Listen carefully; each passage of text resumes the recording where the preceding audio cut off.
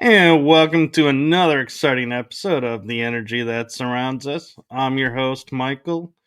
And for those of you who are watching on the Paralinks Network, I do have to say, for some reason, the live is not connecting tonight. So if you're trying to watch there, I apologize. System technicality I can't fix. I tried. So with that being said, we're still airing everywhere else. And so thank you all for tuning in and welcome to our little tradition that we're starting here with our favorite guest of February, making her third February appearance. Yeah, third. 3 seasons. There we go. We'll just keep it going every February. And it's always around Valentine's Day. It's because I'm lovable. You are. But I am going to turn it over to our amazing one and only stupendous, magnifico, and I don't know why I'm going in a foreign language right now, Carina Hull. Well, hi. So, hi, I'm Carina. I'm the founder of Saints and Sinners Spiritual Investigation. I'm a spiritual medium. I'm a nurse, a mom, a sister, a friend, all the things. What else do you need to know? Well, you did leave one off. I left one off. I'm a wife. Did I leave that off? Okay, well, then 2 things. A transformer. You transformed yourself. I did transform myself. I am a little bit of a transformer. So since we met last February, which was I've lost 112 pounds, so I look a little different. I've actually had people not recognize me, which is a little crazy to me. So yeah, I look a little different this year, but it's been life-changing and I feel so much better, and it's definitely different. So what was the biggest challenge going through that for people who may be trying to do the same thing?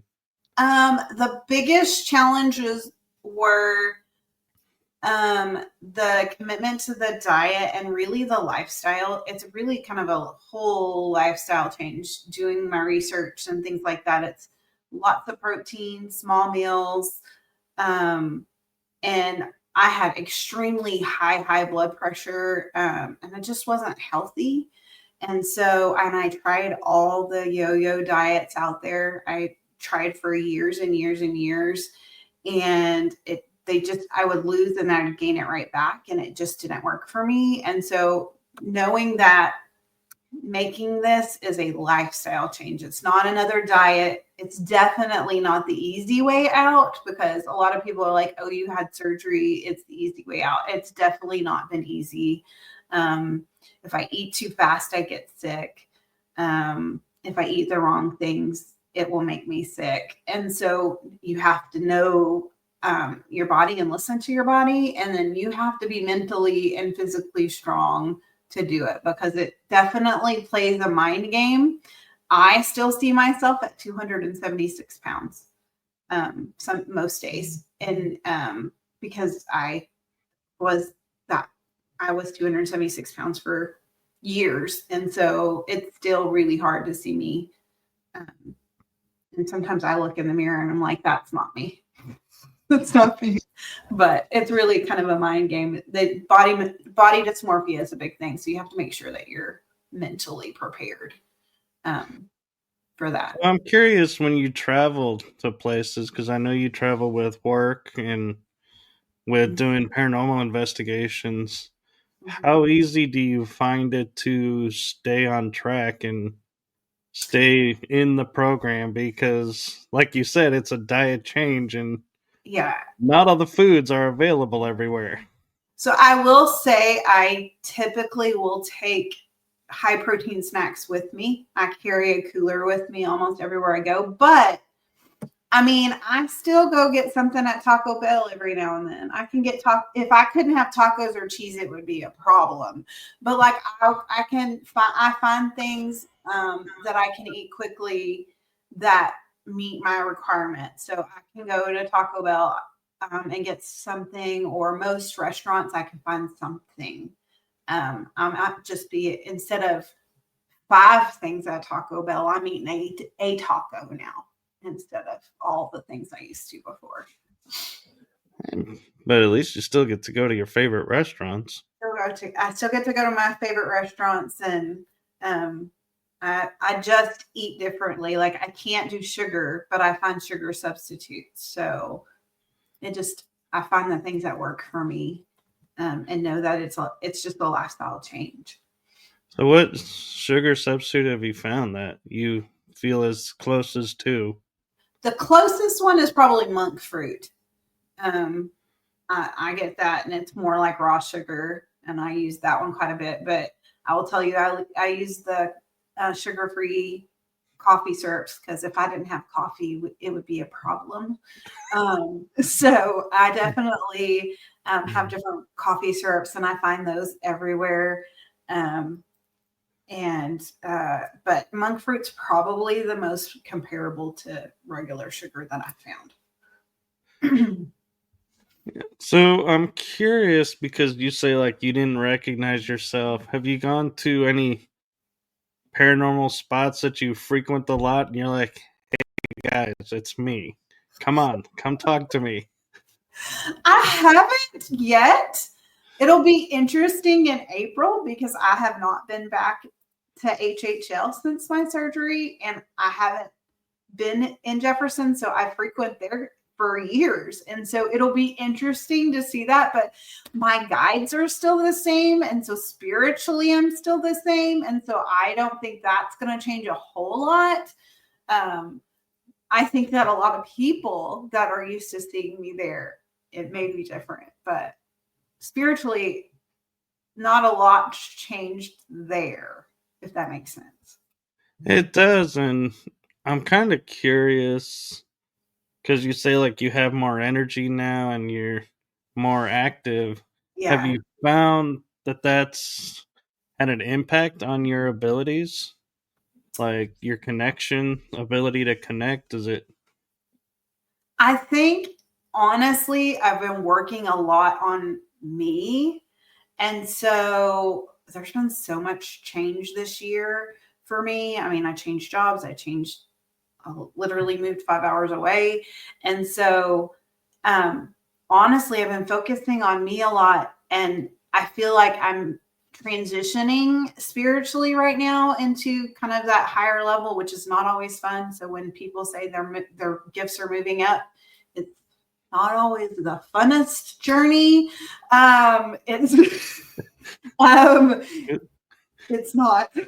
no, that's an understatement. But I will say it has changed it a little bit, but not a whole lot. I've been focusing a lot on the physical, and I think I'm moving into that area where I'm now starting to focus a little bit more on the spiritual side of things. So my dog just came in the room, so sorry about Oh, that's fine. All fur babies are welcome. that. So now that you have all this energy, are there places that are on your bucket list that you're like, okay, now is the time to go? Well, definitely Yorktown is on my bucket list. And so definitely want to go. I feel like definitely uh, up for that, especially when it's not so warm and not too cold, because I tend to get colder now. By the way, that's the thing. It's called the bariatric burr. When you have that surgery, you get a lot colder. I don't have as much insulation. I think that's what it is. Um, and so I'd like to go to Yorktown. I'd like to go back to the USS Lexington because that is huge area. And honestly, I got really worn out while we were there, not able to go up and down the stairs and things like that. So I'd love to go back. And I feel like I would be able to explore a little bit more. So that's definitely somewhere I'd like to go back since I've had the surgery and have more injury.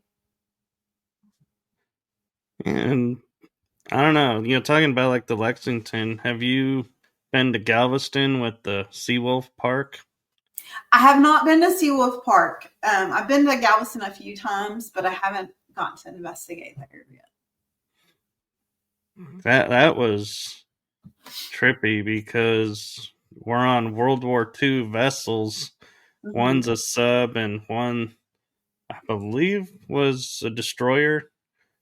And having equipment going off and registering is interesting because, yes, the lights are on, but that's the only electric, and they're running off of lines through something else. And so it's like, I'm How? not sure what could be causing these to trigger off, and it's in certain spots, so it's not like the whole ship is conductive.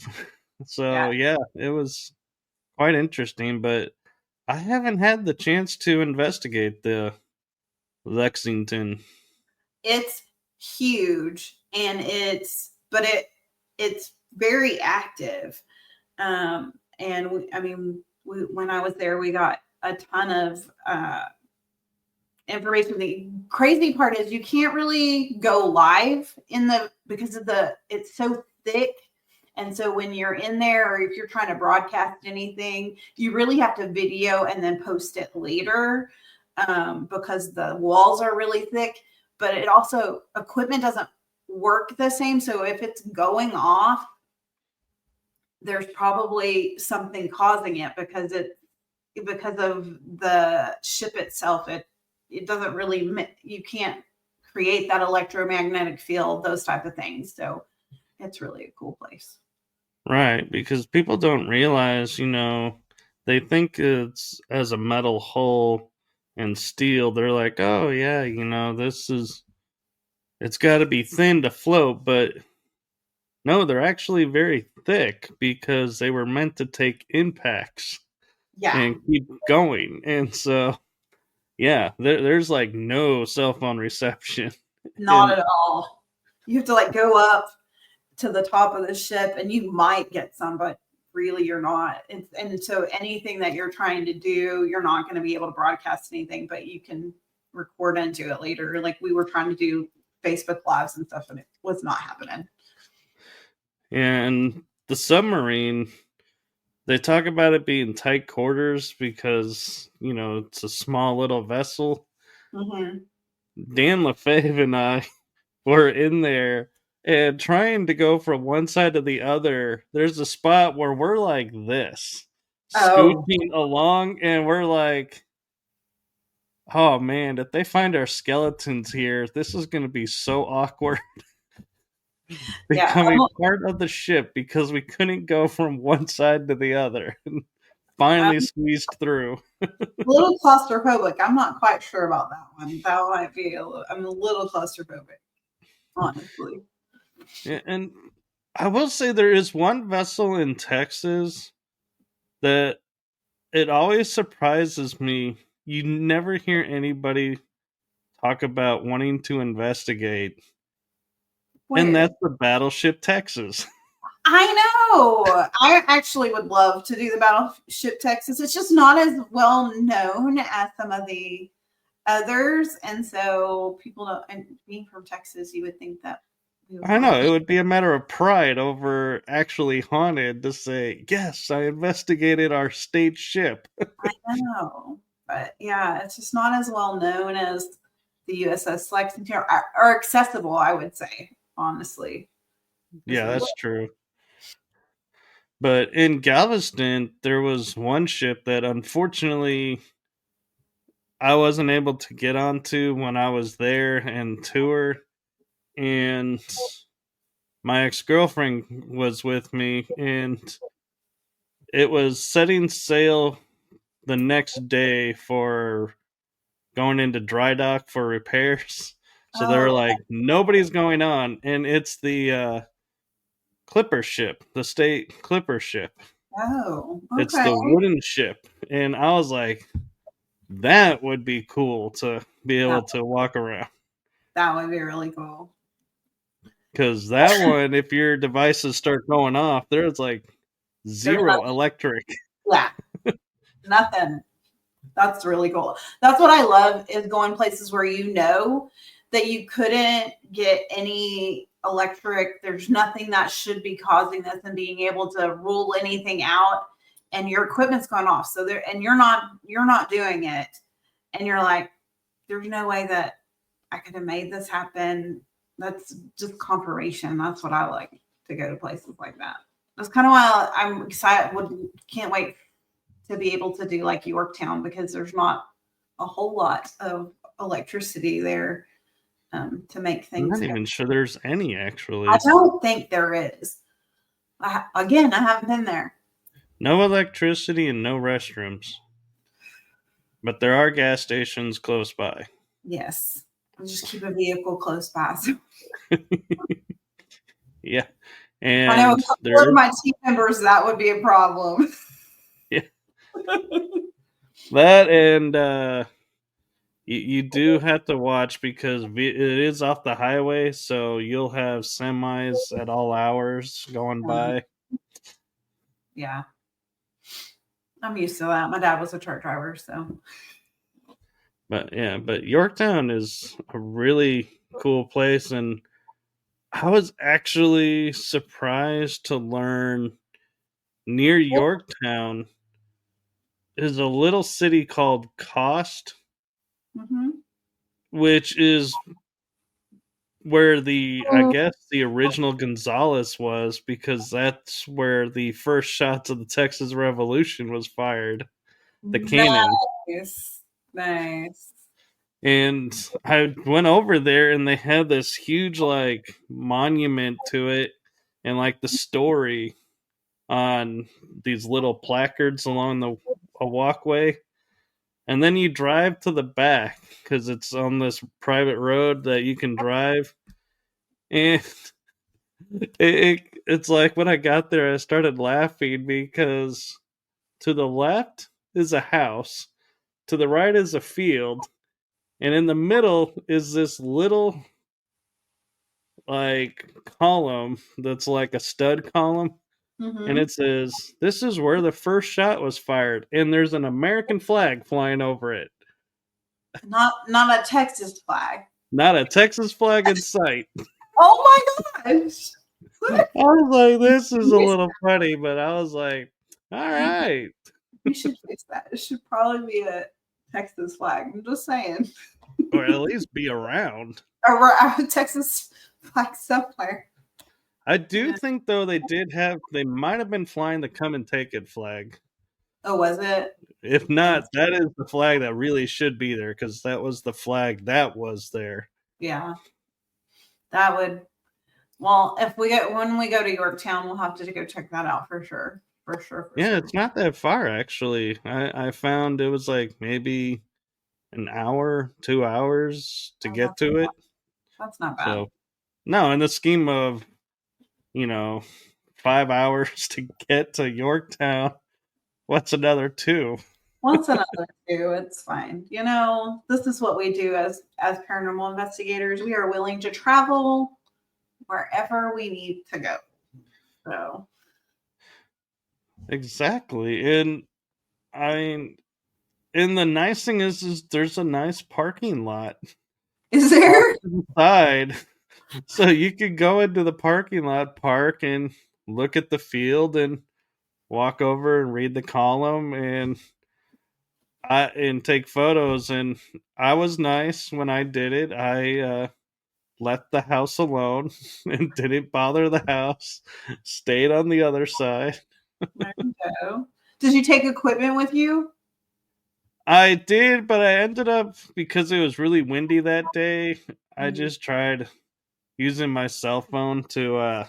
record video and try, and you just hear a wind going by, and it's like unfortunate, but happens often in Texas. Every 5 minutes, it will change. I mean, I think we're supposed to get a wintry mix tonight. So I'm like, really? It was just 80 degrees this weekend. Oh yeah, tonight we're supposed to be in the high 20s, hmm and I think tomorrow is another day in the high 20s at night. Yeah. But this is what people got to understand. During the day, we're in like 50s, 60s. At Yeah. night, we're in the 20s. We get hot, and then we get freezing cold, and then we wake up And we to wonder why cold people to are go sick. warm. It's like, Well, it's exactly what it's been. And it's like, and I went and visited my kiddos this weekend. And so it was 80s and a little humid. And then out here in the West, it is not humid like it is there. And I was like, oh, I forgot what this was like just a little bit. yeah.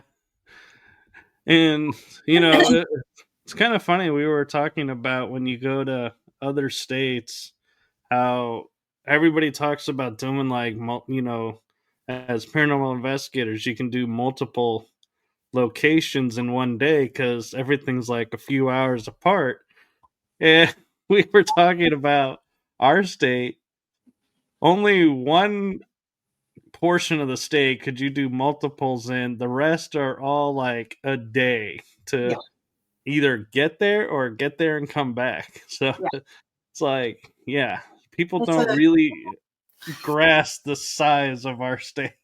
yeah. And like from where I live to like Texarkana is 12 hours. It's 12 hours. Easy 12 hours. So it's like way. And what are you, over by El Paso? I'm close. I'm near Abilene. So it's like, Ah, okay. yeah. Wait, Abilene? It takes you 12 hours? You Well, must maybe drive not like. 12, maybe 10. But it's a trek. 20, yeah, I-20 is not so bad. The last way I went, we kind of went a roundabout way that way, and it took 12 hours. Oh, yeah. If you go through Oklahoma, yeah. Yeah, it If took you a stay roundabout. in Texas, you can make it in 6, 7 hours. It's a roundabout way. I would rather fly I'd rather fly most places, but we do lots of road trips, so we've learned how to road trip. Oh, yeah. So do you guys caravan, or do y'all meet up at one spot and everybody hops in one vehicle? So it really depends on where we're going. And so my team really is kind of spread out. I have team members in Oklahoma. I have team members, a couple here, some near Stephenville. So we're a little spread. And so sometimes we'll meet at a central location in caravan. Since I'm closer to a couple of my team members now, we caravanned when we went to the Bolton house. Um, last and we kind of caravan together and it's kind of nice when you do that because you don't have to I like to be a passenger princess. I'm not gonna lie. If someone else can drive and I don't have to, it's great. Oh, I can totally see we'll get along because I'm like, you can just hand me the keys and I'll be content for the entire trip. Exactly. Like I'd much rather someone else drive. It makes me a nervous wreck and I can sit and relax and talk and I will entertain you while you do it. I can do all those things, but if someone else drives, I'm much happier. So, what did you think of the Bolton house? It was really good. Now, some of my teams, we stayed the night. A few of us stayed the night, 2 nights. We were there for a full weekend, and then some stayed in the hotel. And I forget what it's like sometimes to stay the night in haunted locations. Okay, you get woken up. We were woken up a few times, and it was great. Becky's taken really good care of it and done some really great things. But yeah, right. Activity started as soon as we got there. Like literally, one of my team members went upstairs and thought I was at the end of the hall. I was still downstairs. I wasn't even near there. And she said it looked just like me. And she went to talk to me and it was gone. We had a couple of times where something looked like other team members and sounded like other team members. And definitely got woken up in the upstairs room. Tracy and I slept in there, and both of us were woken up about 5 o'clock in the morning. And I felt something touch my leg, and she had woken up and saw like a black mist kind of go around and come over to my side of the bed. And about that time is when I was woken up. So it was kind of cool.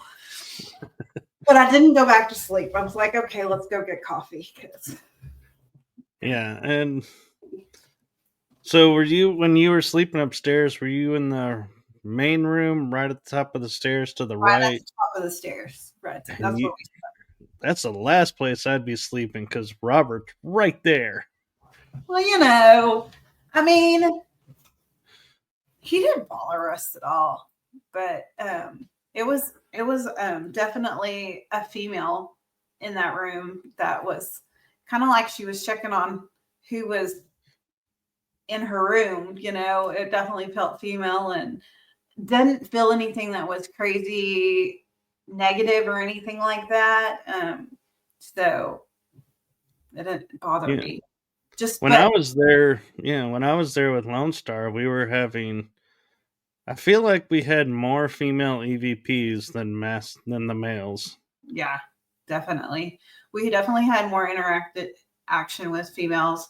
We did this, so we went downstairs and we all sat around the table um and got the dinner bell and we put the little boo balls or the little cat balls in front of us and we were like, we're ready for dinner. And we were like, to see if we get served dinner, right? And it was like 3 of our cat balls went off, like someone was serving us dinner. It was really cool. But a couple of people didn't get dinner. Why didn't we think of that? We just sat at the table and did photo ops. I mean, and we all kind of are like, let's try this. We haven't done this before. So kind of the nice thing about my team is like we'll sit and like, okay, what do you think we could do to try out? And I had just bought this giant box. I had like 12 cat balls. And I was like, we have enough to go around the table and sit one in front of each of us. And you could definitely tell that they like some of us a little bit more than others. My Yeah, sister Tracy didn't get dinner at all. They didn't want to serve her at all. well, that's because she was probably bad. She probably I did don't something. know. I don't know, but they didn't serve her. But so here's the important question of on everyone's mind when they paranormal investigate: did you leave with all the cat balls? Yes. Listen, I'm sure we've left a time or two, but I think we grabbed all of them. It's like I went on one investigation. I forget where it was, but I started with 6. We're the only people there. We searched the entire grounds 3 times, and I still left missing cat balls. And I'm I like, mean, I don't know. I think spirit sometimes takes them and hides them. And of course, everything's dark by the time you're like finishing and you're like, did I leave one? Luckily, they're pretty inexpensive. yeah. So I literally bought a giant box, like 12, I think, right before we went to the Bolton house. And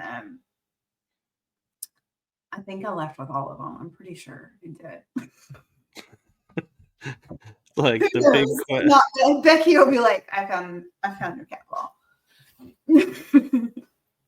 and he'll be like, that one doesn't look like one of ours. He'll be like, oh man, that looks like one of mine, but I didn't have any out there that night. Maybe the spirits are bringing it back for me to pick up. You never know. Spirit can do weird things sometimes. No, but that would be really interesting if, you say you're at HHL and you leave a cat ball behind, and then you go to the bolted house and they're like, here's your cat ball back. I mean, stranger things have happened, I'm pretty sure. But that would be really cool and be like, yeah. Yeah, I have to start like initialing them so that like this one's mine. I'm gonna have to start doing that. All my other equipment, like we have most of my like I literally have one of our my cute we have like our stickers on them. yeah. So but not the cat balls because they're so small and then you can't see the lights through it. But I know, I was gonna say, you put that sticker in a cat ball and you're just gonna see I cover it up. sticker. It's like that defeats the purpose. So. Yeah. So what's your theories? I know a lot of people discount the cat balls because they're so sensitive to movement.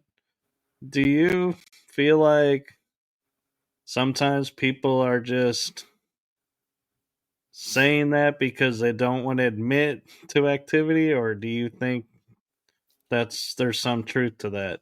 I mean, I think there's a little bit of truth to it. Like they're really sensitive, but that's when you as an investigator have to go, okay, if I walk down this hall, is it moving it?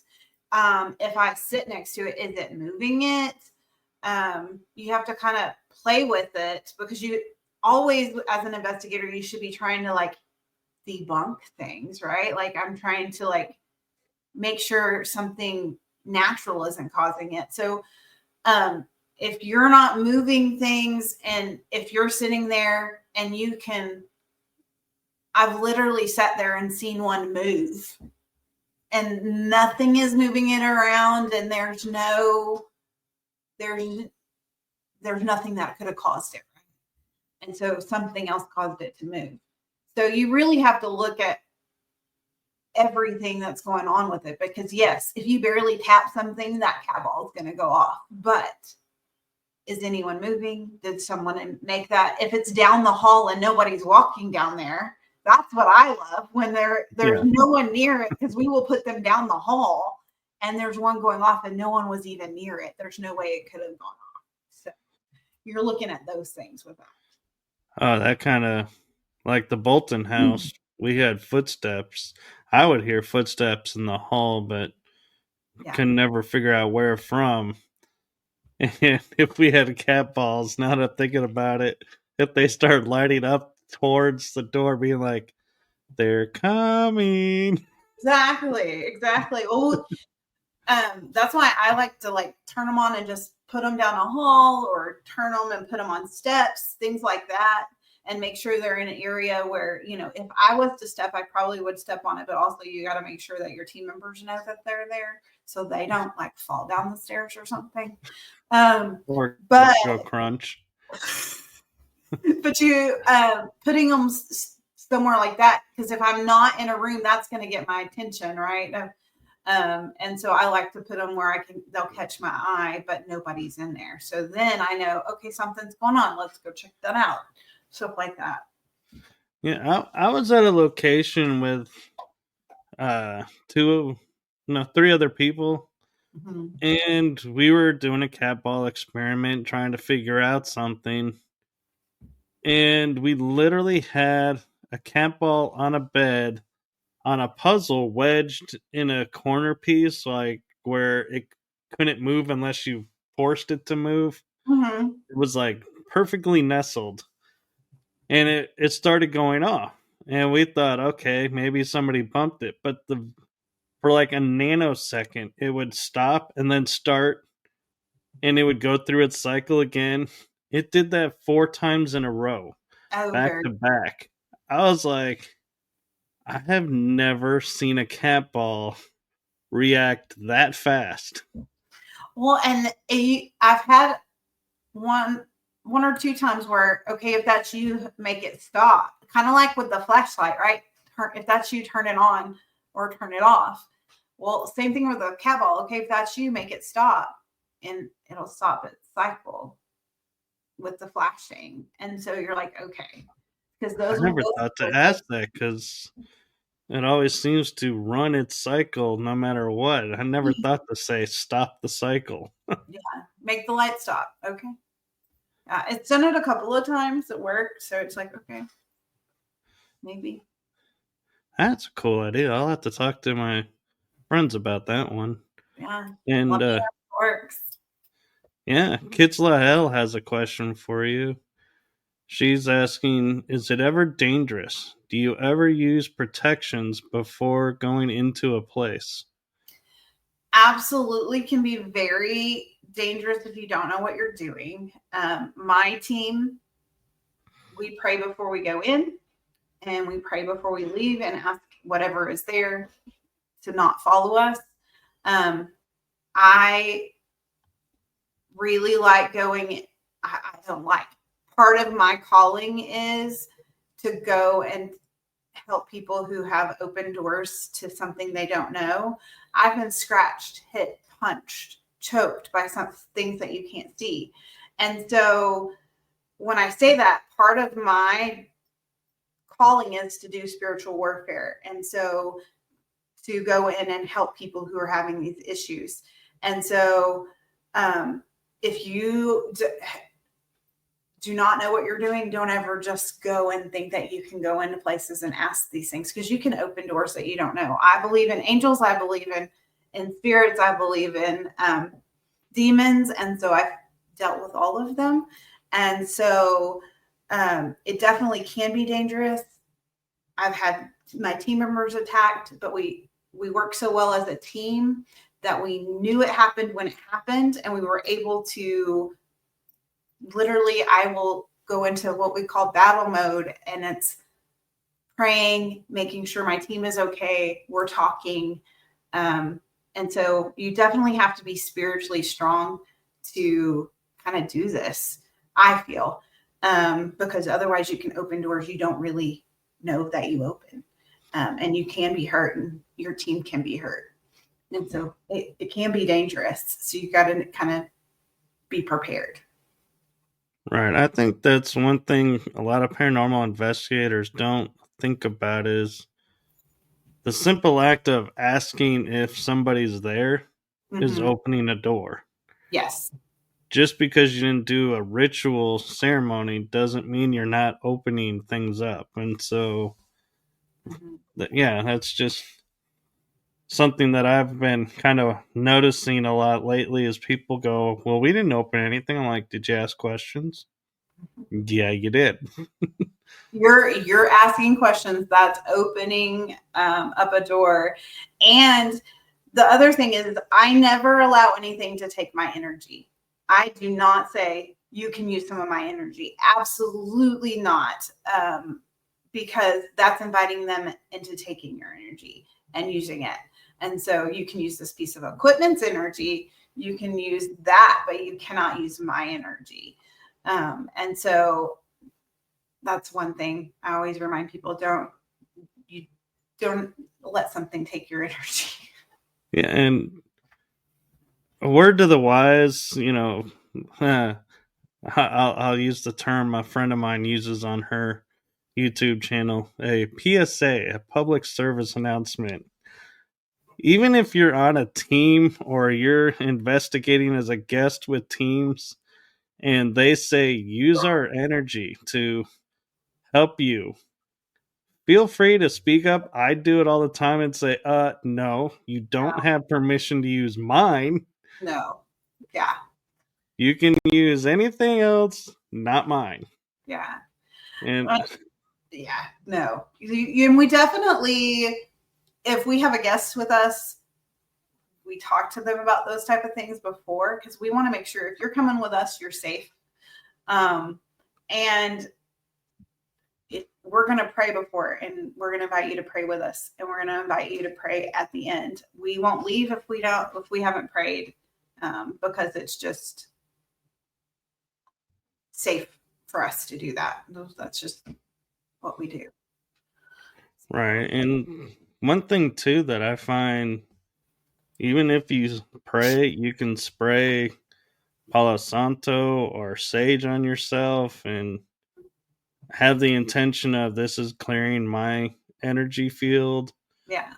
And just to declare, you can do it verbally or in your mind. You can declare you're staying here, or you can go anywhere around here, but you're not getting in my car, you're not getting on me, and you're not coming to my house. You're staying in this area. Yeah. You are not allowed in my house. And it's funny you say that. It's like, because people think that as a paranormal investigator, you're like, your house must be really haunted. Absolutely not. Absolutely not. They're one, I have lots of protections around my house. My spirit guides are like, you're not coming in here. And two, it's like, it's dangerous. I don't open up my house to just any spirit to come in. Spirits know family only, right? Or my guides. That's it. That's all that's allowed in my home. And usually, if something weird is happening in my house, I'm spirits trying to tell me something, or right before a crazy investigation, I swear things will, like, I had a glass fly off a shelf once, and I'm like, one, who the heck's in my house? And two, and it happened to be a really crazy investigation. And so it was a warning, like, stay on guard. Some things were going to happen. So, yeah. Yeah. So I was kind of laughing because my house, I have what I call Times Square, Oh, do where you? spirits come and go as they please, but I have guardians on it and strict policy of, beneficial, positive energy can transfer back and forth and to go where they need to go as long as they're respectful. Right. But You have yeah, boundaries, though. It's like exactly.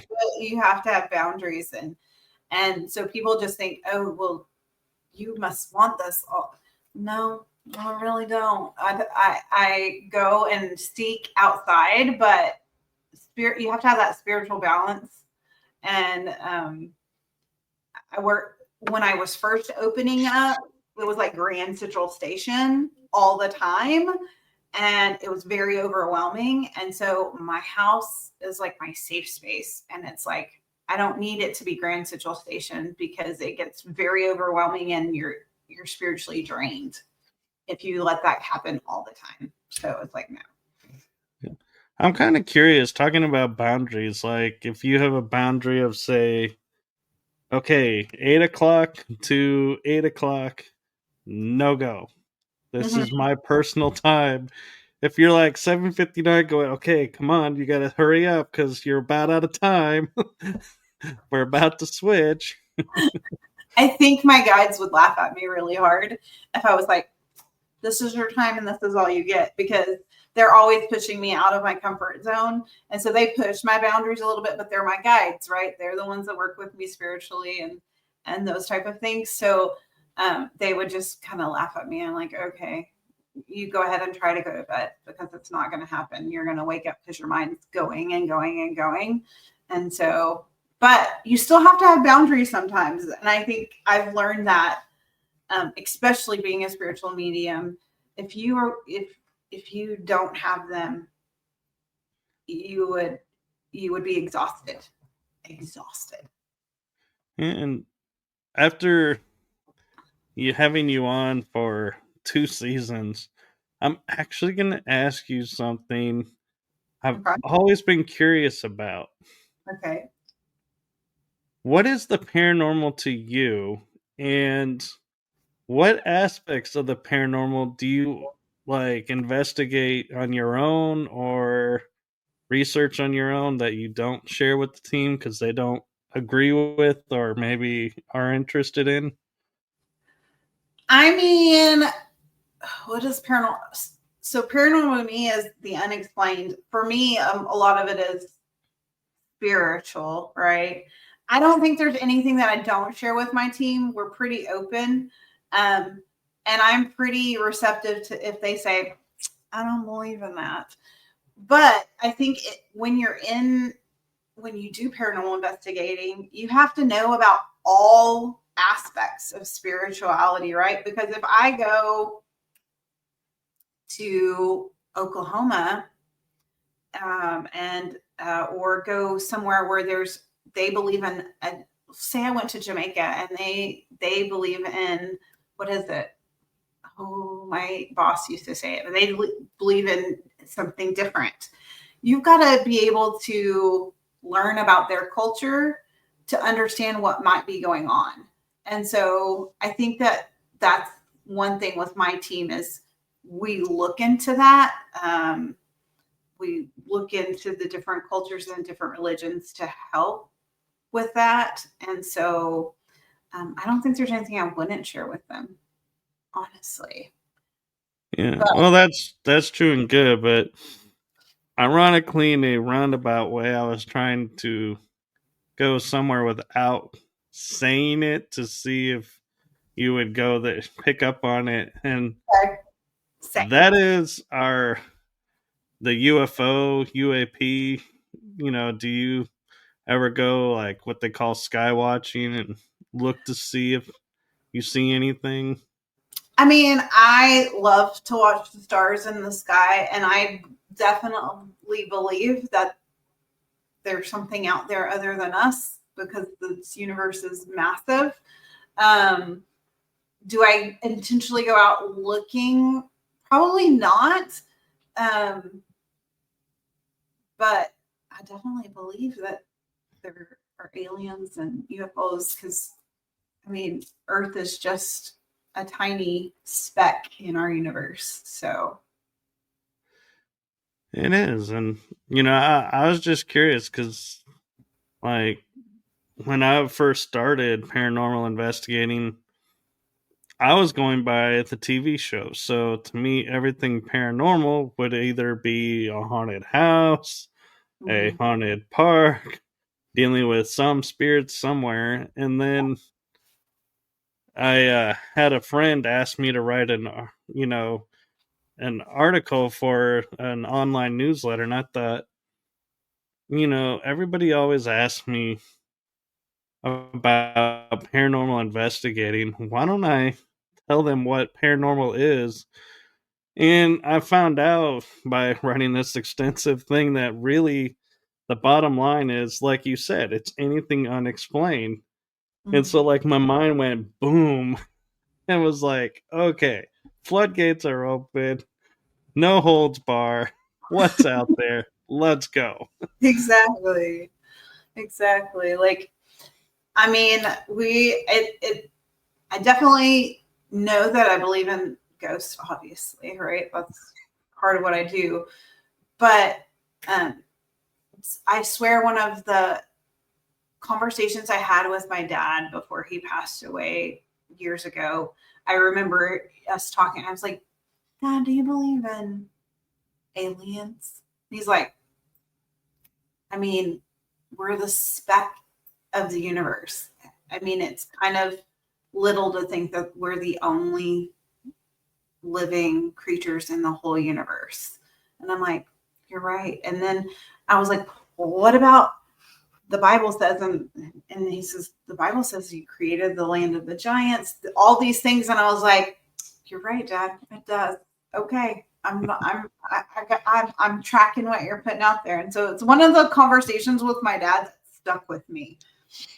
So No, that's great. And, it is funny when, we sit there and we think about, what's out there versus what's here. mhm. And I was talking with a friend on her show, The Beast System, and we were discussing, how they advertise space as the final frontier, and, it's the next frontier for us, to go to. And I go, there was a television show in the 90s that actually broadcasted a frontier that nobody talks about, that was shunned aside, and that's the oceans. What's I in mean, our oceans? listen, my It's like, husband is all about the ocean and he loves all the shows. Okay. All oh, of he would love Sequest, and it was called Sequest DSV. he listen, I watch a lot of Animal Planet because he likes them. But the ocean, we've only seen this much in the ocean. So who's to say what's all really in there?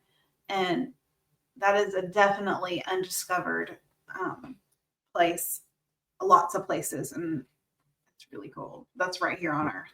So I know, it's like it's our backyard. It's like most of our planet is water, and yet we seem to be like, okay, we're running out of landmass. Let's go to space. It's like, why don't we go in the water? yeah. Well, what's so bad about being in the water? Because if you can build a capsule in space, Mm-hmm. that capsule will hold in the water. So, It's at true. least in theory, that should work because they're about the same amount of pressures. Maybe someday. I don't know. I feel like every time we try, something happens. So just they want me meant to be for us to get to all the ocean. Who knows? Very Just true. And Kitzlael has another question for you. This is okay. a good one. Have you ever found or been given an item? By spirit? I'm assuming by the spirit or at the haunted location. Oh, definitely. We've definitely found coins. Coins are very popular. I've been in. We were actually at a place one time, and the it was a private residence, and something they would find from their loved one would be a dime. And we heard in the other room a coin drop. It sounded like a coin drop. And we had just been in there. It was literally in the center of the room. There was a dime. So definitely been given um, items, uh, feathers. I've definitely found items, uh, and I don't usually bring them with me or take them home because it stays wherever it was. But definitely, coins are a big one. I want to say rocks. Well, something significant to that spirit usually has been. I'm trying to think of anything bigger, but the dime was the biggest one because you literally heard it hit the floor, Yeah. which is crazy. My one experience of that was it was July in Arkansas, and I was on sky watching where, like I said, we were looking at the sky to see what we could see. And we were on this kind of stage platform, and it was covered for, the weather. And the lady is standing next to me, and I can see her, even though it's late at night. It's like I can still see her. And we're walking towards something, and everybody else is sitting in chairs, talking at the center. And all of a sudden, I hear this bang, like you're saying, something fell Mhm. right behind me, and I'm like, I go, what? And I look at her, and I go, what was that? She goes, I have no idea. We turn around, a quartz crystal that looked like it came from the ground was right behind me, and it was not there before.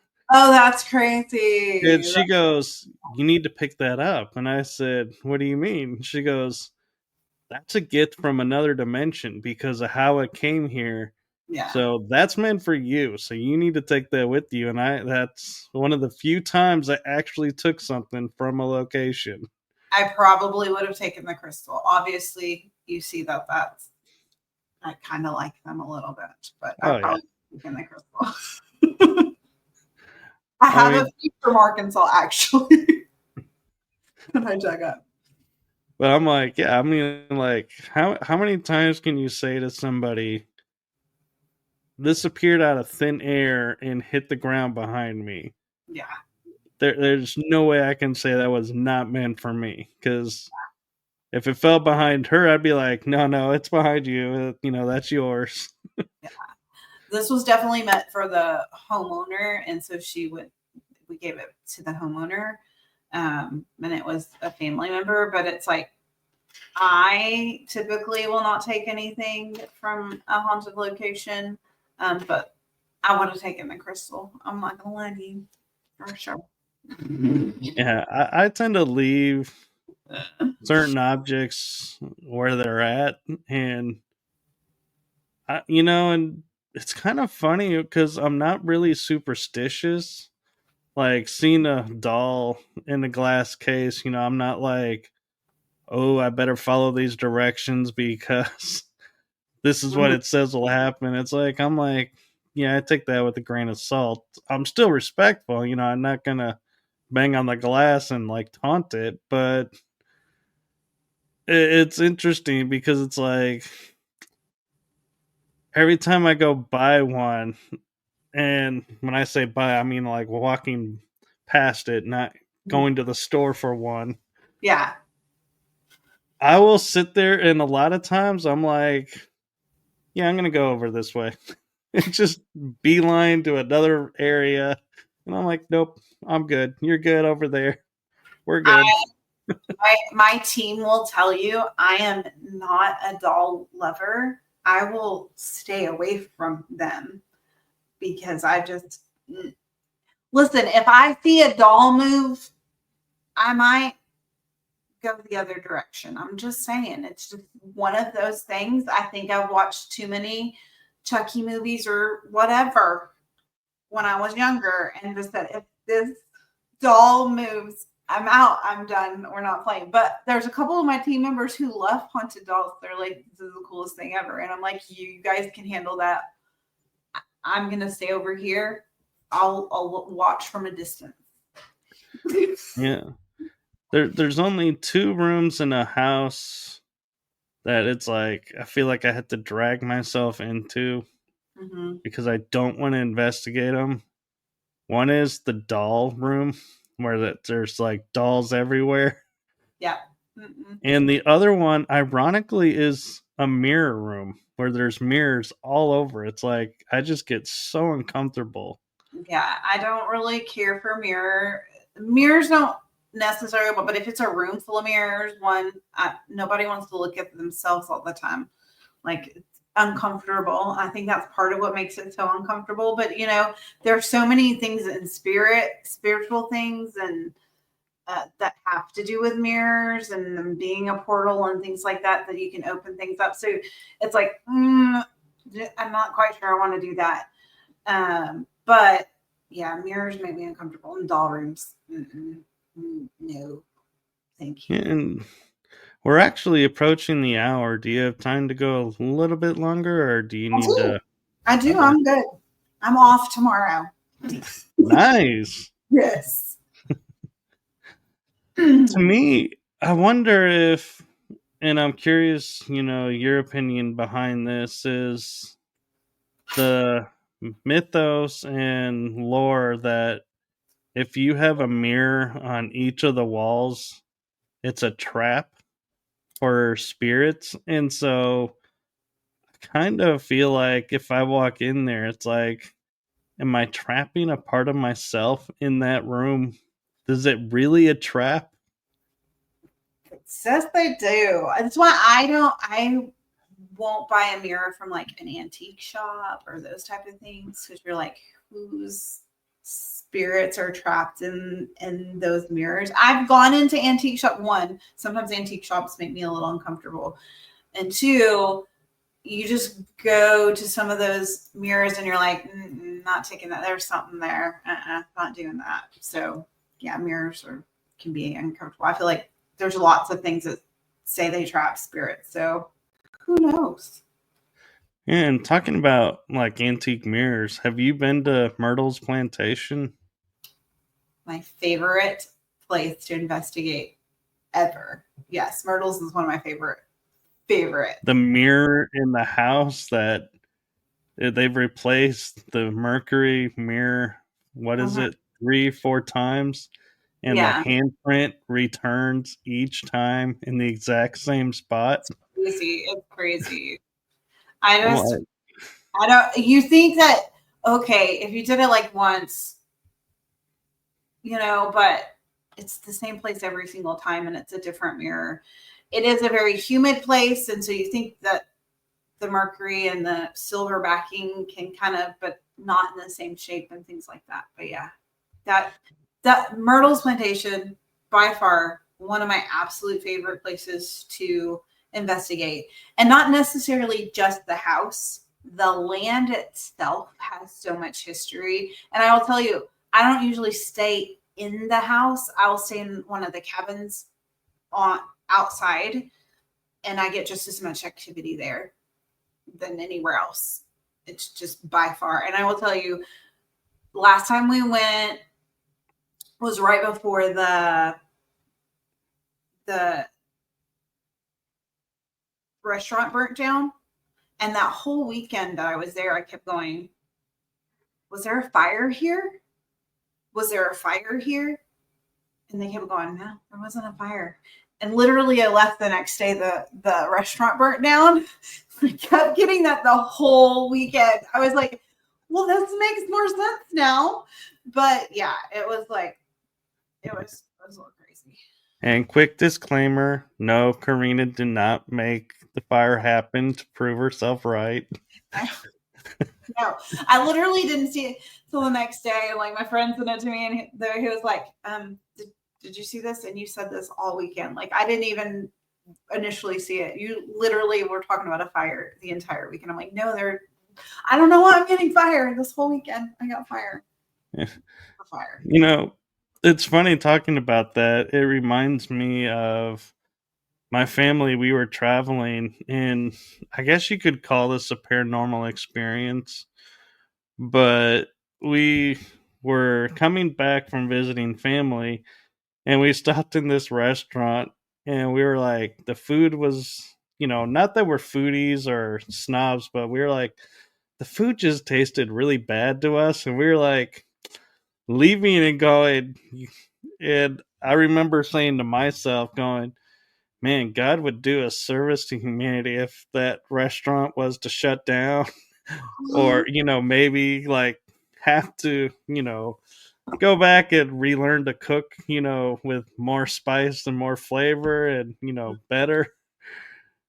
Well, we get to the hotel and you're going to laugh at this. We turn the news on, a tornado shredded the restaurant. Oh my gosh.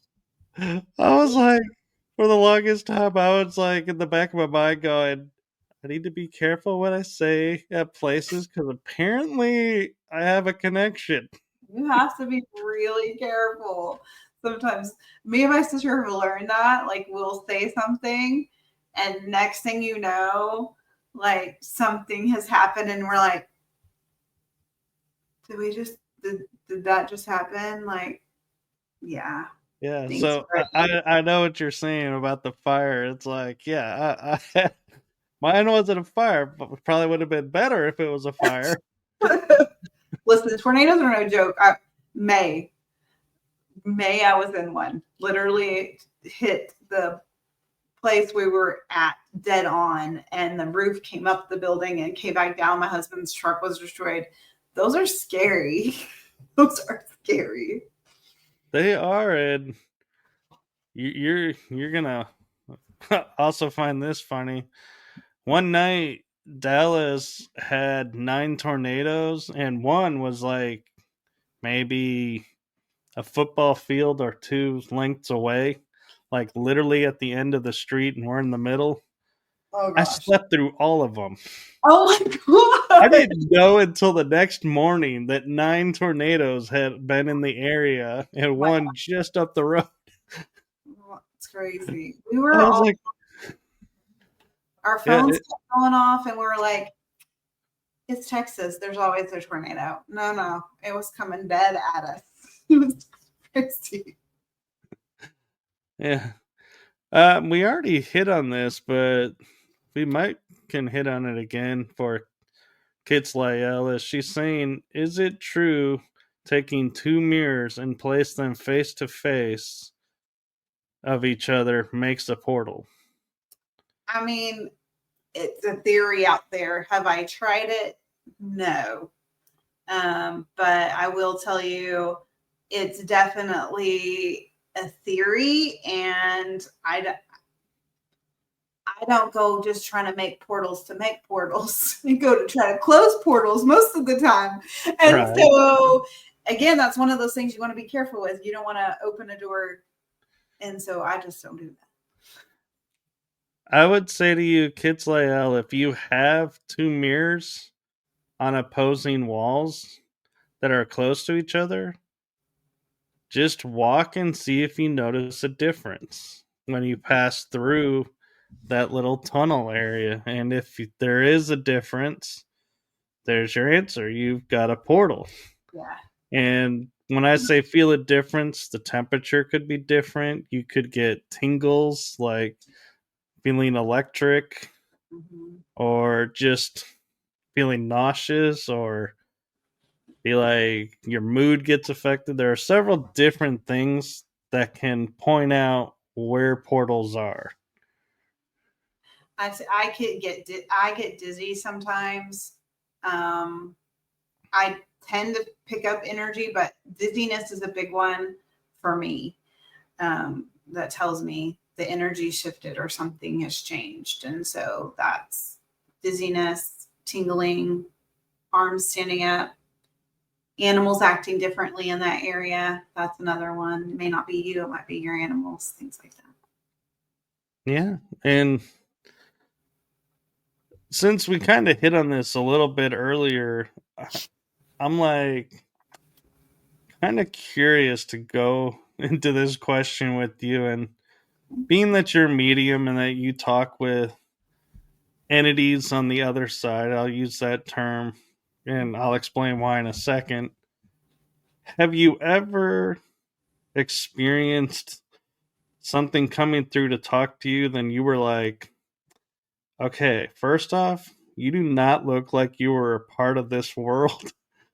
And secondly, I'm not even sure I can understand you. I definitely have picked up on things that don't look humanish before.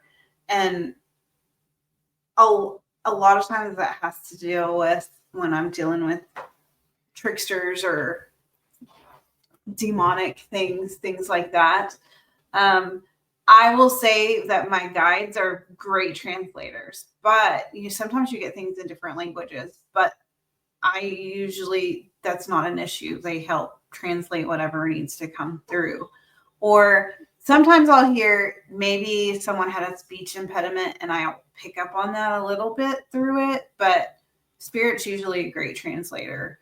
So I don't usually have an issue there, but definitely have things that are like, you're not of this world. And when I see things, I don't necessarily see things physically. I see them in my mind. And so when people ask me how do I, I don't want to physically see things all the time. And so I think that's the way that Spirit works with me. It's like a thought in my head, a vision, or if you think about remembering a memory, that's how I see things. All right, that's cool. And oh, I had it in. Oh, okay. I remember my train of thought. I got distracted by the water. Have what when you watch paranormal shows, if you ever watch any, or the YouTube channels that are out there, or other teams that you investigate with, what are honestly your biggest pet peeves that you notice and you're like, really, you just went there and you just did that? Really? My biggest pet peeve is provoking. I am not a provoker. I'm not going to try to ramp things up just to ramp things up and say ugly things to say ugly things. I always try to be respectful until the entity is not respectful to me. And then I set some boundaries. But I'm provoking is a huge, like, don't be yelling at spirit just because you think you're going to get a rise out of them. More than likely, they're going to go the other direction because they don't want to hear you yelling. But provoking is probably the biggest. And I don't think there was something else. Like, just don't fake your stuff. There's so many people who like you're like, I just saw that move with a string or whatever. Like, if there's nothing there, there's nothing there. It's okay to say. Like, there's not every place you go to is haunted all the time. Not and also people think that a 1 hour your investigations are 1 hour, and they're like 24 hours, and then you have 8 cameras and you have 24 hours of and 8 cameras to go through, so it takes a while to go through your footage. And then they see shows that are an hour long, and you're like, that's not real life. Yeah. I will say I liked when Ghost Hunters came out first and was like, okay, Monday we met the homeowners. Tuesday we did investigation. Wednesday we went to the library. Thursday we went back into investigation. Yeah. Friday we did review. Saturday we're presenting. It's like you knew this Yeah. was several hours, several days. Some of these newer ones, you're like, you just made that look like that was an hour long. And there was so much evidence. And you're like, I could have been there a whole day and had no evidence. So everybody thinks that you're going to have like all this evidence. Not every time I go somewhere, do things happen. It just doesn't work that way. Right.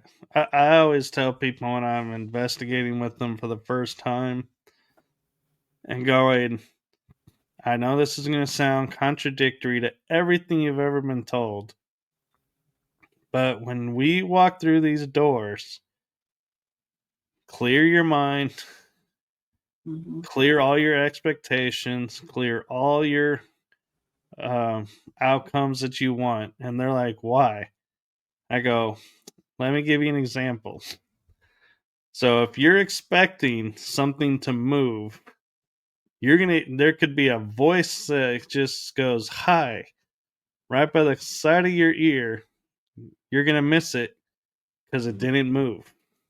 Yeah. Or you could have a door slam in another room, but because you didn't see it, you're gonna go, oh, that was the one, and you're gonna discount. Yeah. So if you go in focused on specifics, you're gonna miss everything else. And they're like, I never thought of that. It's like, yeah. You're like, I really hope this happens. And you're like, that one thing is not going to happen. And spirits do not act on command. They do whatever they want whenever they want it. And I remember this meme one time that shows like these investigators asking all these questions, right? And you see spirits just going, they want me to touch this flashlight. Like, that's going to be me. And when I'm a ghost, I swear, I'm going to be like, okay, let me mess with these people a little bit. Yeah. I'm going to be like, oh, you want me to play with the flashlights? All right. Do the opposite. Let's see. How many flashlights are in this room? Let's get them all going. Yes, can I light every single one up? I'm gonna make all the noise, and I'm gonna make sure. Yeah, it's just I'm gonna. I Oh, love that'd be even more fun is to be like in your mind going like dun dun dun dun and have the flashlights light up to match. home. Be Yes, like, we're doing concert here, people. yes. Play some music. I will make it do a disco. I'm telling you. Yeah, and that's one thing I've noticed on some investigations. Like people will play music and get activity, Yep. and what people don't realize is when they're watching that, they're not just randomly playing music and the spirits are like, oh, hey, I actually like this guy. This is cool. No, it's music that they know. Yes. Yeah. Like if we're somewhere investigating, we try to find music in that era if we know the history, or Tracy and I will sing together a lot. We did in Myrtles. That was a cool thing that happened. We sang like an old spiritual song, and we put our towers along the way and sang, and you could feel the energy coming towards us, but our towers lit up. Like people were walking, which was really cool. Because if you think back in the day, you would sing or do something where you were going, and you could feel the energy coming, and our equipment showed that too, and that was the coolest, one of my favorite experiences was that when we were singing. But yeah, we do a lot of music. Yeah, and going back on the pet peeves for a second, I'm actually kind of surprised you didn't have one that's on my list. And that is everybody who encounters a angry spirit Mm. automatically calls it demonic. Yes. Yes. It's not necessarily always demonic. You're like, people are like I always tell people, spirits are like they were when they were alive in death. So if they weren't very nice when they were alive, they're not very nice when they're dead. Except like thinking about going to the jail, like old Lavaca jail. People that were in there weren't very nice. So do you think they're going to be in like nice spirits when you're there? No, they're not. Yeah, So it's it's like not like everything's demonic. you got a killer that probably used poisons, and they're like, "Here, would you like a cupcake?" It's like, why would I take a cupcake from you, Yeah, of all people? yeah, no, Like, really? yeah. But yeah, I agree. And um, another thing too is don't be careful how you report what you found or experienced Mm-hmm, to the people who are either with you or who you're doing it for, because just because you have a thought in your mind of, oh, this is what all this means, mm-hmm, you have to think about everything you're writing down or everything you're presenting is going through their filters, not yours. mm-hmm, And so they may react totally different than you and go in a whole different direction. And you're like, well, that's not what I said. It's like, I don't know. Looking at your presentation, I could see how they went there. yeah. You're like, you have to be really careful, especially when you're presenting things, because it can, well, everything can be interpreted differently to different people. Um, so trying to just present the facts and not your feelings in things is the best way to go, usually. Right. And one of the hardest things I think that a lot of investigators get caught up in is they're so excited they have what they think is evidence that they just post it online and it's like, look at this. And then somebody will come up and challenge it. And you're like, what do you mean that? And then everyone just is like, oh, yeah, you jumped the gun. You didn't listen for this or that. You didn't verify this or that. And so, That's one Most, thing that I do is when I get an EVP, I'll mhm. send it off to someone and go, "What do you hear?" And they're like, "Is that you?" I'm like, "No, I thought it was one of you guys." No. All right, so we've established it's nobody that was there. Yes. Now, what do you hear it saying? Hmm. It's like And I'm not then, telling you what yeah, I want you to tell me what you hear so that we can kind of talk about it. But it's like definitely trying not to put your because once you tell them what you hear, they're never gonna unhear that. They're gonna right, hear exactly what you do. So I think with our team, we have everybody listen to it and kind of okay, was that you talking? What are you hearing? And so we discuss it then. But yeah, you definitely don't just go, let me post that because it's me. I'll send it also to people outside of the team and be like, do you hear this? What do you think that is? So that we're getting outside people too.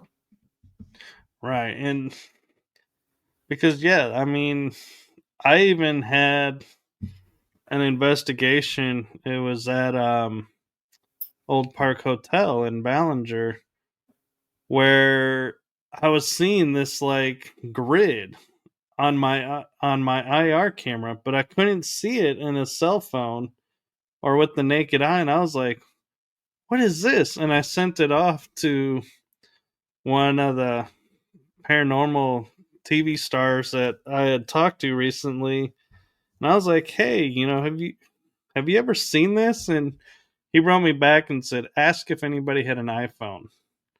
Because the iPhones emit a LiDAR now. So you're seeing in IR the iPhone mapping everywhere they're going.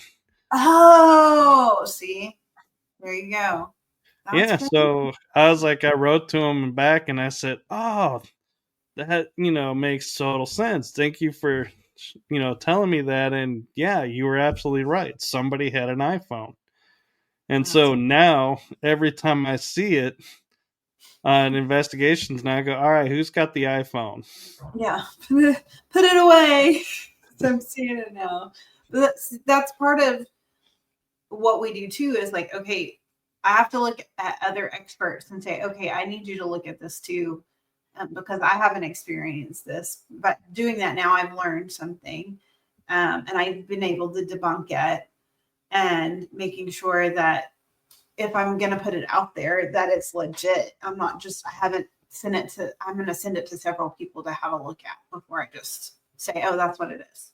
Yeah. And there are times that I'll post something I know it's a 50-50 shot Mm-hmm. if it's paranormal or not.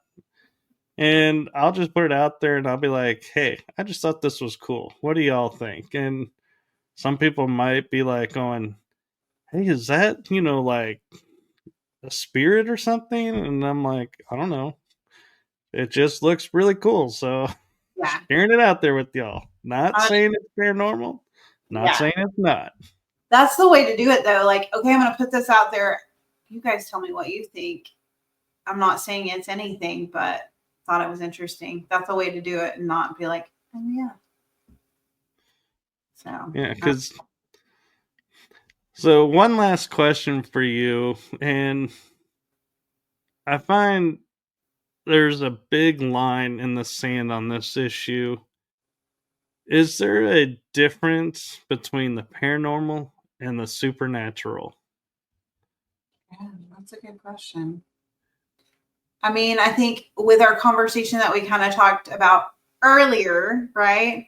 We're like, Right. paranormal is kind of that unknown, unexplained. I feel like it's probably pretty similar. I would think that some people think that supernatural is more magical and um, things like that. So I would say it's part of one and the same. Honestly, that's kind of where I would sit on things, but it fits in that paranormal realm of things, like we were talking about earlier. See, I'm the same way. I said to somebody, I was like, "So can you explain to me, let's take an angel, for example. What exactly is an angel?" And they're like, "No, I can't explain it like definite exactly what it is. I'm like, so it's unexplained. Yeah, Yeah. that's the paranormal is unexplained. So therefore, an angel is paranormal to me.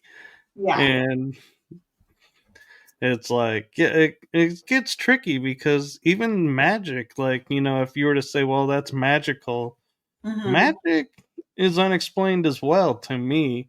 Yeah. So it's like, I'm like, your argument still fits my definition and my qualification. So Exactly. It's in the end, it's like, everybody has their own opinion, but and just that's where I think the paranormal community needs to go is everyone sharing their opinions and their backgrounds and saying, I get where you're coming at with this. This is where I'm coming at with my background. And everybody's like, yes, that is okay. So we're all on the same page, or, you make a great point. You make a great point. We just don't know. And just leave it at that. No more of this.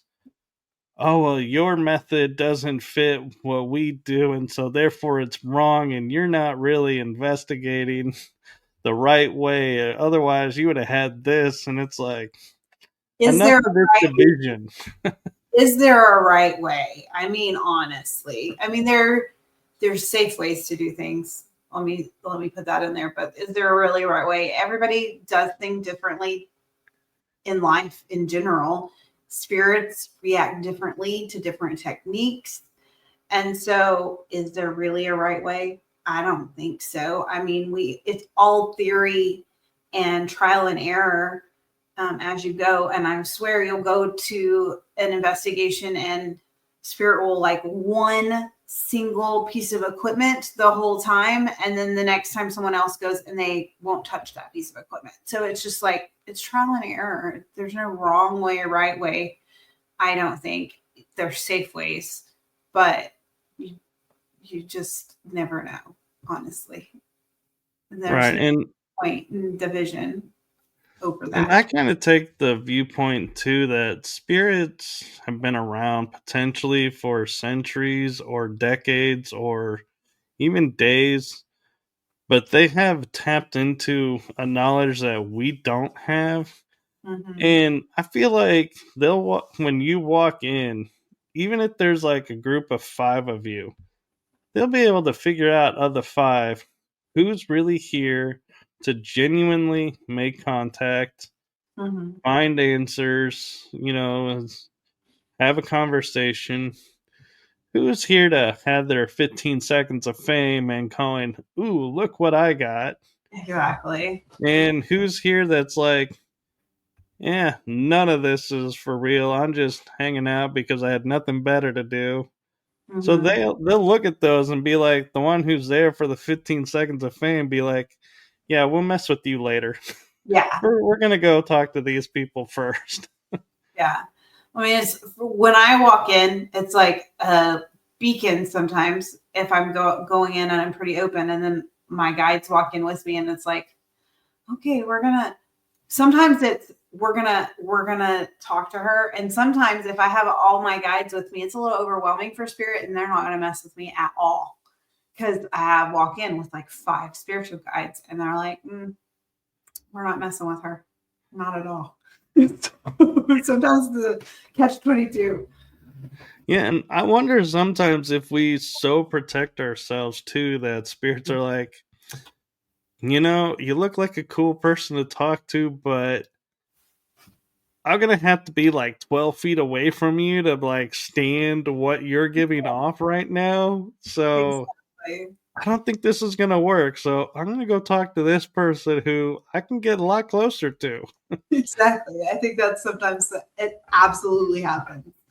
Be like, I'm not getting anything, but there's another team member who's getting all the things, and I'm like, they just are not. They're not feeling me today, and a lot of those times is when I feel like my guides are like right here, and I'm like, y'all are gonna have to back off a little bit, or I can't talk to anyone. They're not talking to me because y'all are just right here. Like, all right, guys, bodyguards only right now. Yeah. 2 bodyguards. That's all I need right now. I just need to let them talk to me a little bit, okay? Everybody else, go play on the playground or go, explore. We'll call you if we need you. Yes, definitely. So you mentioned Yorktown. Is there any other places that are up for you that you're like wanting to go to this year and the HHL? Well, I'm excited for HHL because we haven't been in about a year and a half, and so we're super excited to be back. Yeah, So Jody's awesome. She does awesome with that. yeah, she does, and we one Jefferson's awesome to just be, and we're staying at one of the bed and breakfasts, and their bed and breakfasts are fantastic because the food's really good usually. But definitely back to Jefferson. We're looking at a couple. We really want to get into Missouri State Penitentiary, so we're looking at that for like a big trip maybe this summer. So we're hoping to maybe do that. And then we had a couple of things. I listen, we really like private homes that's our favorite. So I really, if you guys need your house investigated or reach out, because we are down to do that. I love private homes. Like that's our, so we can go help people that don't understand what's going on. So I'm hoping to get some more privates this year, so that we can help people out and try to explain. Listen, we'll even find the possums under the house for you. My husband is like the biggest skeptic ever, and so he will search for every natural cause of anything, and definitely he will look for that. And it's really funny that he's such a skeptic and I'm so not. And but we were for 29 years, so it works. Yeah, well, they always say opposites attract. We are definitely that. We are definitely, definitely that. Well, thank you for coming on and spending this Valentine's week with us. You know, and it's funny because I mentioned to you about this becoming like a tradition because I looked at the history and it's always the same week, It the has. same month each season. And you were like, yeah, let's make it tradition. I'm down. I will make it a tradition next February. I'm down.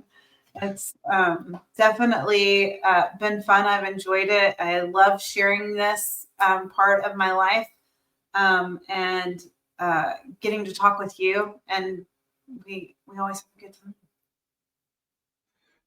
Yeah, I enjoy it too. And we, just FYI, is when we both happen to be in Jefferson at the same time, we're hanging out and watching people karaoke.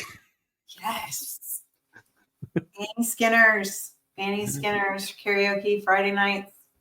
HHL definitely. Yeah. So, are you going to be at both HHLs or just the one?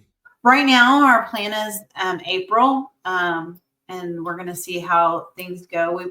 We may be there in November too, but right now, definitely be our plan is April for sure. Well, so if you all are in Texas near Jefferson during the, is it first weekend in April? The first weekend in April, um, Jody does a great job. There's a daytime, and then you get to come on at night, and you get to go to all the different locations and investigate with the different teams. It's a good time, and Jefferson's fun, and then it's and there's great shopping. Lots of There shopping. is. Great Great shopping. fudge, too. Good fudge. Lots of if you like Bigfoot, lots of Bigfoot stuff there too. I know. I've only found like 3 or 4, and I found out somebody said there's like 9 of them. Really? I haven't seen none of them, but I've seen a few of them. But if Yeah, you, everybody loves the one that's right across from the the area convention, where the speakers are. yeah, That one's a good one. You can get lots of pictures. But Jefferson's they do a big in October they do a Bigfoot conference too. So if you're into Bigfoot, that's Oh, definitely to may go. have to go check that out. But April 5th, if you're in near Jefferson, go visit Carina and everybody at Yes, the History Haunts and Legends. absolutely. We'll be there with bells on. Now that's a sight to see. That's true. That's true. We'll have lots of cat balls. Okay, our cat balls will be on. There you go. And you heard it from her. She's just bought a whole box of them. So, Fun. I got it done. all right. Well, we are going to call it a night because it is getting late. And so, thank you to everybody who was in the chat room. Thank you to everyone watching. And I'm actually going to sign out a little differently because being it's Valentine's week, don't wait and miss an opportunity to say how much you appreciate and are grateful to those around you. And if you have significant others, let them know, that you love them and share, just a tender moment. Doesn't have to be big and elaborate or small. It just let it be what it is and just share that every day. Just make a moment every day to do that. Absolutely. And with that, we are good night, everyone. Bye, guys.